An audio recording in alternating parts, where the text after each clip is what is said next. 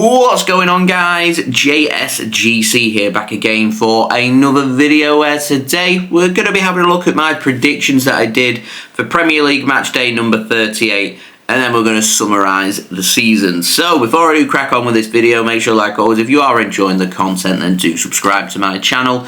It is free to subscribe. Social media links there in the description if you want to go and follow me on my Twitter, Instagram and TikTok. Email also in the description too if you want to hit me up for any sponsorships or any videos or any general business inquiries. Don't forget to leave a thumbs up on the video. Also, don't forget to let me know your thoughts in the comments below. And don't forget to go and check out today's video sponsor, which is brought to you by SofaScore, where SofaScore are going to keep you guys up to date with all the latest football scores. They'll keep you up to date with all the latest match information, the latest team news, the latest statistics, and so much more. Not just limited to football, it's got you guys covered for all the sports that you guys love to follow, all in one place, all in one app. It's a free app to download, and anyone that does download using my link in the description or the QR code on screen does help to support the future content created here on my channel. And SofaScore, a very highly rated app, which I would recommend checking out, as I think it's fantastic. So let's have a look then at my predictions. I managed to get 2 correct scores, 5 correct results, 3 incorrect.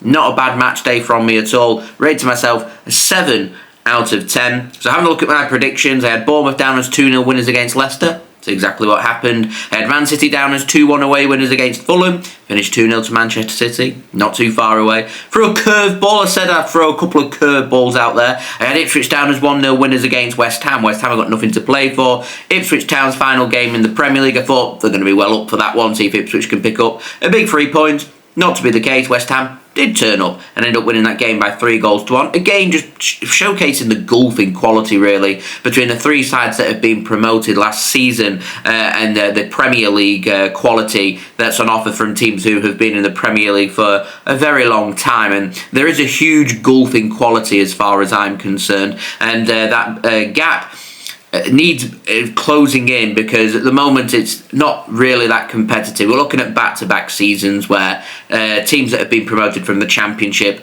have gone straight back down, and they've not really competed either when it comes to staying in the Premier League, bar the odd case. And it'll be really interesting to see how the 3 newly promoted teams, Leeds United, Burnley and Sunderland, do next season, as to how they're going to bridge that gap and how they're going to be playing catch-up to other solid Premier League teams. But yeah, there's a huge golfing difference as far as I'm concerned, and it makes the Premier League, at the bottom of the table anyway, a bit uncompetitive, that you just see teams who are coming up going straight back down because they can't compete with the quality, and you end up with teams that are too good for the Championship who aren't good enough for the Premier League, and you end up seeing more or less the same teams being promoted and relegated and yo-yoing all the time. So quite refreshing to see Sunderland be promoted rather than Sheffield United in the playoff final, because otherwise you'd just be looking at over the last couple of seasons teams who have been in the Premier League who've gone to the Championship, too good for that, end up coming back up again. So yeah. Anyway, moving on. I had Liverpool down as 3-2 winners against Crystal Palace. Just a 1-1 draw at Anfield, as Liverpool don't believe they've won a game since they were announced as Premier League champions. Definitely took their foot off the gas. A good point there for Crystal Palace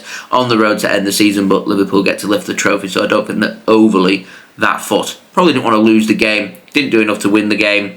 Here we are. So yeah. Moving on, Manchester United had them down as 2-1 winners against Aston Villa, finished 2-0. The Aston Villa goal should have stood. Don't know why the referee's blown the whistle so VAR can't intervene. Should have been a legit goal. Could well have been the difference between Aston Villa making the Champions League and not making the Champions League. I've seen Aston Villa release a big lengthy statement about officiating and not being happy, and about how they feel like it's cost them Champions League football. What I do want to say is, when you look at a fair reflection over the season, a season's decided over 38 games, not 1 game. Aston Villa needed to win that game because for the other 37 games, they've not been as good as the 5 teams above them. And they run that risk that, you know, with Newcastle, I'm sure if they heard word that Aston Villa were behind, would have done and pushed forward and done everything they can to try beat Everton. As it was, it ended up finishing 1-0 to Everton, and Newcastle's just ended up keeping one ear on that game, knowing that full well if somebody else is dropping points, then they don't need to win that game. They could even afford to lose that game as long as Aston Villa lost and Nottingham Forest lost, and that's very much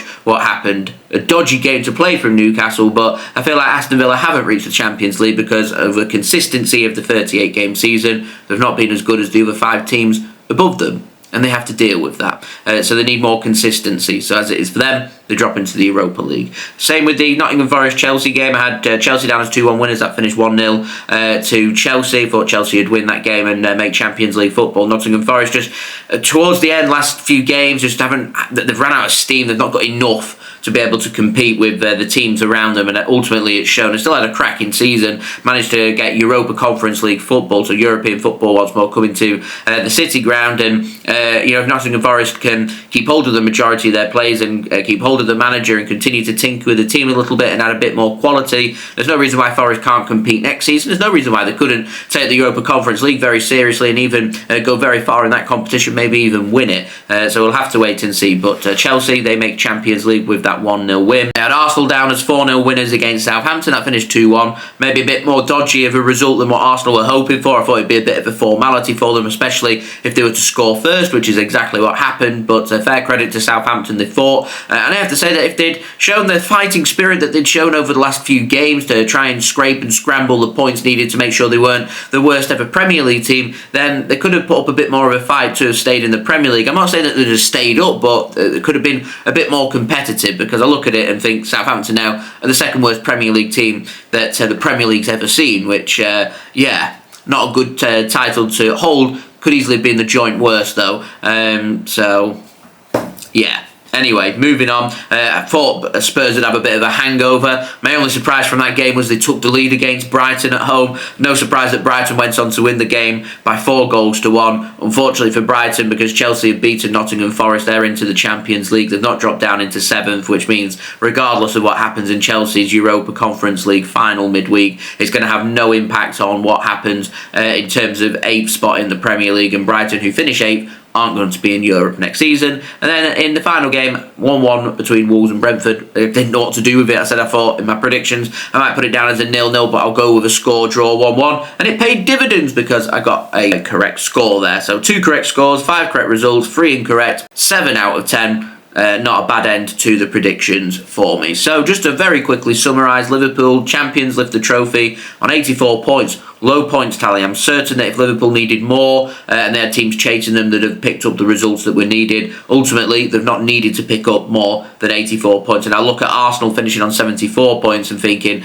75 points would have won the Premier League, which is a really low points tally for the Premier League. So maybe just certain teams at the top lacking consistency, lacking a bit of quality. That includes Arsenal, Manchester City, Chelsea, Newcastle, Aston Villa, etc., who just haven't maybe hit the points tally and heights that they were hoping for. 2nd place for Arsenal, 3rd place for Man City, 4th place for Chelsea, and 5th place for Newcastle means they all qualify for the Champions League next season. Newcastle qualifying on goal difference on 66 points, Aston Villa on 66 points, with their +7 goal difference being the difference there, and they finished 6th and into the Europa League along with Crystal Palace, who won the FA Cup. And then Nottingham Forest are the English representations in the Europa Conference League, finishing on 65 points in 7th place, just 1 point outside of a Champions League spot. 8th place Brighton, 9th Bournemouth, 10th Brentford, all had great seasons. Fulham's had a pretty solid season in 11th place. 12th place Crystal Palace as well, all very good teams. Then you see a drop in 5 points from 12th to 13th, where you've got Everton, who are sitting kind of in no man's land, 5 points behind 12th place, 5 points clear of 14th place. David Moyes showed tremendous consistency there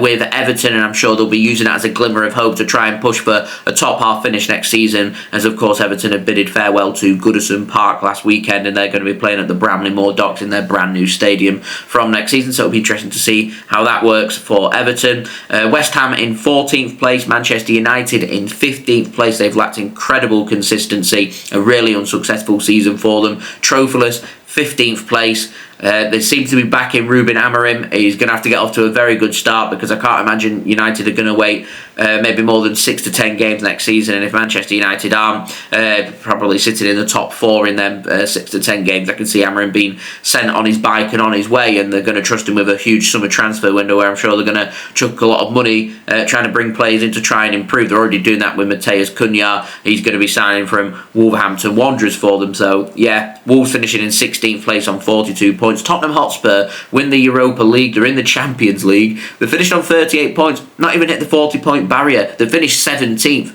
It's a bit of a joke, but because they've won the Europa League, they're the rules. They've ended up getting into the Champions League. And what I just said with Ruben Amorim's are very much the same with Ange Postecoglou as well. I think Spurs were just looking for a reason to maybe get rid of Ange Postecoglou because he's made that progress in the Europa League. It's not happened, and so they're just going to trust him with another summer transfer window as they go into the Champions League. And then, he gets off to a slow, poor start again, perhaps into next season as well. And again, if Tottenham aren't looking anywhere close to the top 4 after 6 to 10 games, Ange Postecoglou will be on his bike. So I'd say them two managers, Ruben Amorim and Ange Postecoglou, because of how unsuccessful they've been this season, I am amazed that they're going to keep their jobs, both of them. That whoever gets off to a poor start, maybe even both of them, will be on the bike very quickly heading into the 2025-2026 season. And all I'm left wondering is, with Leicester finishing on 25 points in 18th place, if they just managed to pick up 5 or 6 more successful results, turning draws into wins and losses into draws and stuff, that just managed to have more consistency, it could have been an all-timer relegation battle at the bottom with the likes of Spurs and Manchester United, and boy would that have been funny. But there's the gulfing difference there. 38 points for Spurs, just 26 points needed to stay in the Premier League this season. Leicester finishing on 25 points, 6 wins for them, 4 wins for Ipswich, 2 for Southampton, 22 points for Ipswich in 19th, 12 points for Southampton. There's the quality, it isn't there. Championship teams coming up, not good enough for the Premier League, and it'll be interesting to see now how Leeds United, Burnley and Sunderland do, as they're the newly promoted teams, as we see Ipswich Town, Leicester City and Southampton all be relegated. Liverpool lift the trophy, and we move on into the 2025-2026 season. And from me, my point of view, being a Manchester City fan, I'm just looking at it thinking to myself now, got to have a really good, solid, ruthless summer, bring some quality in, try and bridge that gap between City and Arsenal, and see if we can have a competitive campaign in the Premier League, and more importantly, more than anything, try and keep our players injury free, because that's been it's had a devastating impact on Manchester City. I think Pep Guardiola's personal life's interfered a little bit with his professional life here this season as well, and I'm sure Man City will be looking to have a really solid summer transfer window, and I imagine they'll probably want some clarity on them 115 charges, which was all expected to be sorted by now, but here we are, so we'll wait and see what does happen from there. That's pretty much it for the Premier League season now, done and dusted. Series done as well for the season. If you did enjoy the video, please do leave a thumbs up, and if you wanted me to run my prediction series going into next season as well, then leave a thumbs up. Let's go. We'll run it again. What shall we say? 200 likes. If we get 200 likes, I'll run the series again heading into next season, and let me know in the comments below if you did enjoy it as well. And I'll be back later on today to do my season assessment and review for Manchester City, digging a little deeper into what's gone wrong and what City can do to potentially get back on top heading into next season. That will be out later on today for you guys to enjoy. So if you did enjoy this video, please do leave a thumbs up. 200 likes is the aim. Let me know your thoughts in the comments below. Subscribe as well if you're new around here. It is free to subscribe. Social media links, they're in the description if you want to go and follow me on my X and Instagram. TikTok also in the description if you want to go and follow me on there. Email also in the description as well if you want to hit me up for any sponsorships or any videos or any general business inquiries. And finally, do go and check out today's video sponsor, which is brought to you by SofaScore.